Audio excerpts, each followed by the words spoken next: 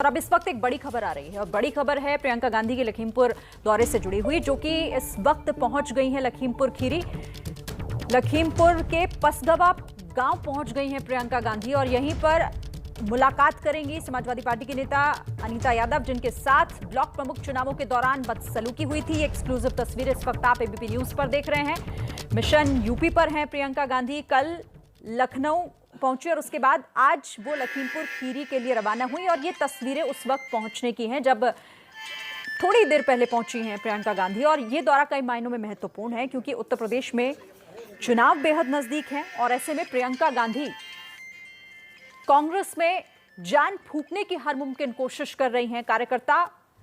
कार्यकर्ताओं को कैसे उन्हें फिर से उनमें जोश भरा जाए, क्या रणनीति कांग्रेस की अब आने वाले चुनावों में उस लिहाज से होनी है, ये सब कुछ प्रियंका गांधी तय करने के लिए इस वक्त 3 दिन के दौरे पर हैं। लेकिन ये तस्वीरें लखीमपुर खीरी की हैं, जहां पर मिलने के लिए पहुंची हैं उस महिला से जिस महिला के साथ बदसलूकी हुई थी। दूसरी तस्वीर उसी से जुड़ी हुई है। चुनाव के दौरान ब्लॉक प्रमुख के जब चुनाव हुए थे तो कई जगहों पर हिंसाएं हुई थी, बदसलूकी की तस्वीरें सामने आई थी और ये लखीमपुर खीरी में। और इसी महिला से मुलाकात करने के लिए पहुंची हैं प्रियंका गांधी। सीधे रुख कर लेते हैं रणवीर हमारे साथ इस वक्त, क्योंकि वो इस काफिले के साथ रहे पूरा वक्त और अब लखीमपुर में वो भी मौजूद हैं।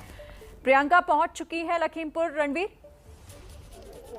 जी बिल्कुल की हैं लखीमपुर के पसगवा ब्लॉक जिसकी चर्चा हुई थी, उस पसगवा ब्लॉक के सिमरा घाट गांव में प्रियंका पहुंची हैं उन महिला जिनके साथ बदसलूकी हुई थी और जिस घर में मुलाकात कर रही हैं वो समाजवादी पार्टी के पूर्व जिला उपाध्यक्ष का घर है और इस घर में प्रियंका आई हैं। भारी सुरक्षा व्यवस्था कार्यकर्ता भी हैं और इस बीच में जो प्रियंका गांधी की मुलाकात हो रही है, मुलाकात के बाद वो बात करेंगी मीडिया से और ये सीधा हमला सरकार पर होगा, क्योंकि प्रियंका गांधी ये कोशिश कर रही है कि इस मुलाकात के बहाने यूपी में जो कानून व्यवस्था का मामला है उस कानून व्यवस्था को लेकर के सरकार पर निशाना साधें।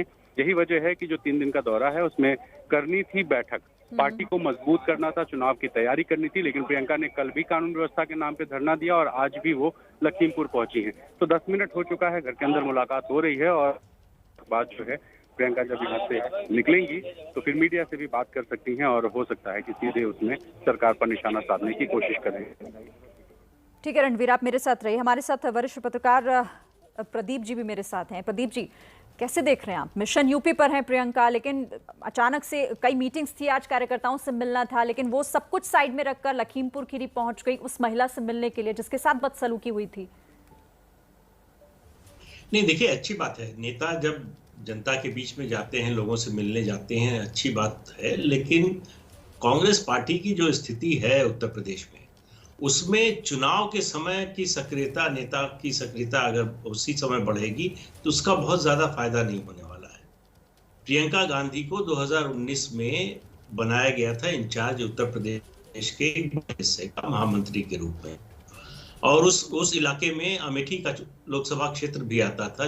जो उस समय राहुल गांधी कांग्रेस अध्यक्ष थे, वहां से चुनाव लड़ रहे थे, चुनाव हार गए। ये उनका परंपरागत उनकी सीट है, गांधी परिवार का कोई सदस्य इससे पहले हारा नहीं था। लेकिन 2019 और आज हम 2021 में हैं। इन 2 सालों में कांग्रेस की ओर से कोई बड़ा आंदोलन चलाने की कोशिश हुई हो, कोई और कार्यक्रम चलाने की कोशिश हुई, ये दिखा नहीं। तो चुनाव के समय की सक्रियता ठीक है, अच्छी बात है, जब भी सक्रिय हो नेता अच्छी बात है। लेकिन अगर ये कंटिन्यूटी में होगा, लगातार सतत चलता रहेगा, तब उसका फायदा होगा। उत्तर प्रदेश में कांग्रेस का संगठन लगभग समाप्त हो चुका है। पिछले विधानसभा चुनाव में सपा से अलायंस के बावजूद उसे सिर्फ 7 सीटें मिली। तो ऐसे में ये बहुत बड़ी चुनौती है प्रियंका गांधी को। अगर उत्तर प्रदेश में कांग्रेस को खड़ा करना है तो उनको ग्रास रूट्स खड़ा करना पड़ेगा। ये फोटो ऑप्टिक्स जो है ये बहुत ज्यादा काम नहीं करते। ये मीडिया में आप चर्चा में आ जाएंगे, हाँ। आपके बारे में बातचीत होगी, लेकिन इससे वोट पर कोई बहुत ज्यादा फर्क पड़ जाएगा ऐसा मुझे नहीं लगता। रणवीर, जो यहाँ पर प्रदीप कह रहे हैं, प्रदीप जी भी उसी बात का जिक्र कर रहे हैं कि आप इस तरीके से कहीं जाते हैं और तस्वीरें खिंचवाते हैं, लोगों से मिलते जुलते हैं, लेकिन उसका असर होता दिखाई नहीं दे रहा है।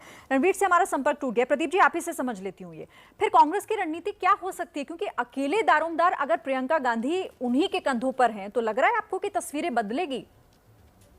नहीं, मुझे कम से कम इस चुनाव में तो नहीं लग रहा कि ऐसा कुछ परिवर्तन होने वाला है। आपको याद होगा लोकसभा चुनाव में भी इस तरह की फोटो ऑप्टिक्स हम लोगों ने बहुत देखी थी, जब वो संगम से चली थी स्टीमर से बनारस के लिए, बनारस पहुंची थी, वहां कार्यक्रम हुआ था। नतीजा क्या हुआ?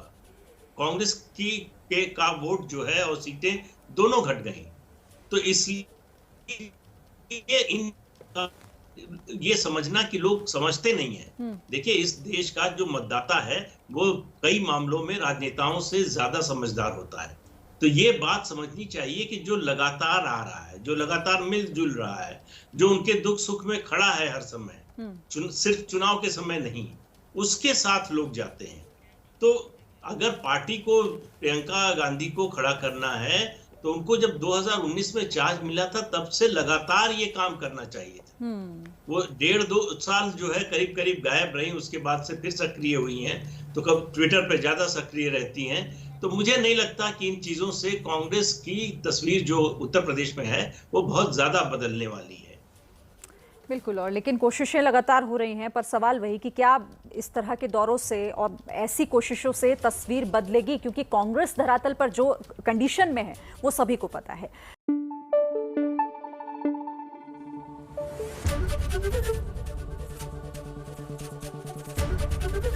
एबीपी न्यूज आपको रखे आगे।